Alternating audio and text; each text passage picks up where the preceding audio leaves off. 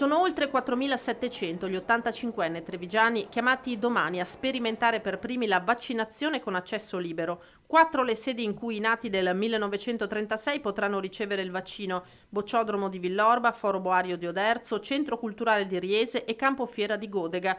Qui al mattino effettuerà un sopralluogo il presidente del Veneto Zaia.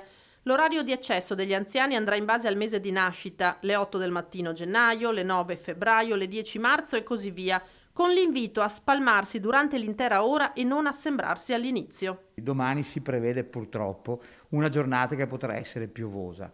Allora mi raccomando, venite assolutamente nel mese a voi dedicato, che ci saranno gli operatori della protezione civile che avranno i numeri per cui nessuno perderà il posto, non servirà a stare in coda. Se dovesse piovere, state nelle vostre macchine, vi sarà dato il numero grazie alla protezione civile e vi chiameremo noi chiamando il numero quando è il momento della vaccinazione. In caso di marito e moglie, entrambi classe 36, ma nati in 2 mesi differenti, potranno recarsi a vaccinarsi insieme nella fascia oraria dedicata a uno dei due. Può farsi vaccinare anche l'accompagnatore, familiare o badante, a condizione che abbia più di 65 anni.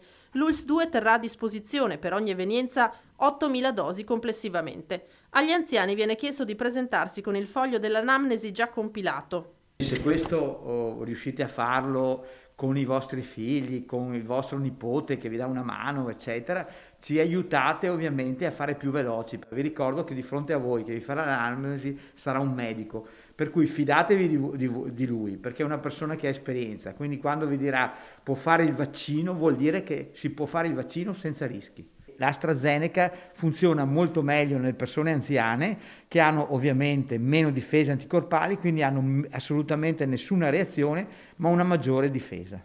Mobilitati dopo l'appello del presidente Zaia e del presidente ANCI Conte i sindaci. E il supporto delle amministrazioni comunali alle aziende sanitarie e alla regione è stato proprio quello di andare a contattare in modo puntuale telefonicamente tutti i concittadini del 1936, organizzando anche i trasporti attraverso il voucher del taxi piuttosto che servizi destinati proprio alle persone che hanno magari delle invalidità, proprio per agevolare anche il trasporto per quelle persone che hanno delle difficoltà a muoversi. Se la giornata avrà successo, la si replicherà anche in altre province. Nel frattempo si attende l'attivazione del portale per le prenotazioni la prossima settimana. Già 45 i trevigiani che si sono offerti come volontari ai centri vaccinali, utili in particolare nell'inserimento dati e nell'accompagnamento degli anziani. Confermato l'arrivo di 18.000 dosi di Pfizer e oltre 5.000 di AstraZeneca, si è potuto infine approntare il calendario delle vaccinazioni per la prossima settimana, che presenta una novità.